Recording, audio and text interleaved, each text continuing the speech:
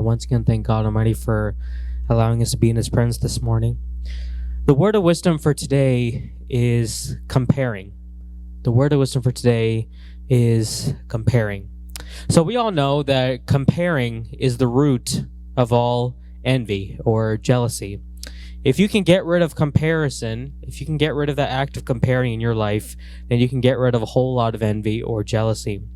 Here's the problem. Comparing is our favorite indoor sport, meaning it's second nature to all of us. We compare everything in our lives, whether it's our size, our shape, our color, how we talk, our intelligence, our appearance.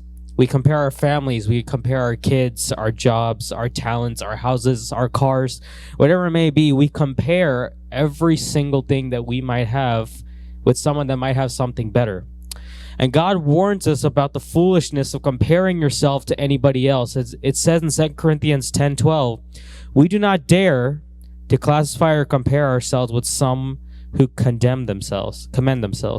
When they measure themselves by themselves and compare themselves with themselves, they are not wise.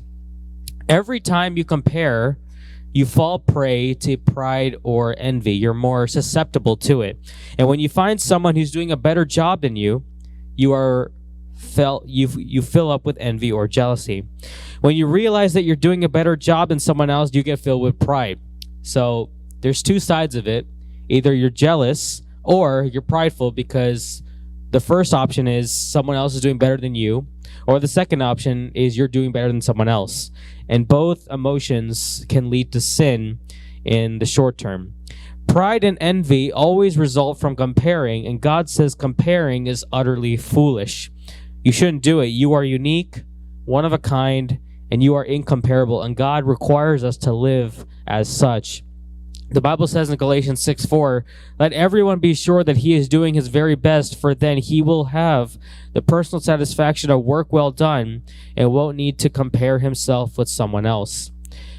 Remember this, all of you. When you get to heaven, God won't say, why weren't you more like your friend? Why weren't you more like this other person? Why weren't you more like this person that you idolized your entire life? Instead, He'll ask, why weren't you more like you?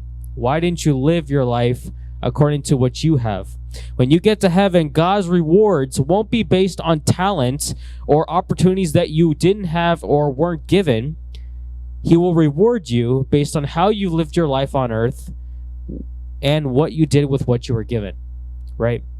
There's no need to compare yourself with others because God doesn't even require that.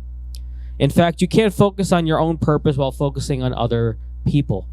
And God has called you all to be your very best in light of your background, experiences, and talents that you might have.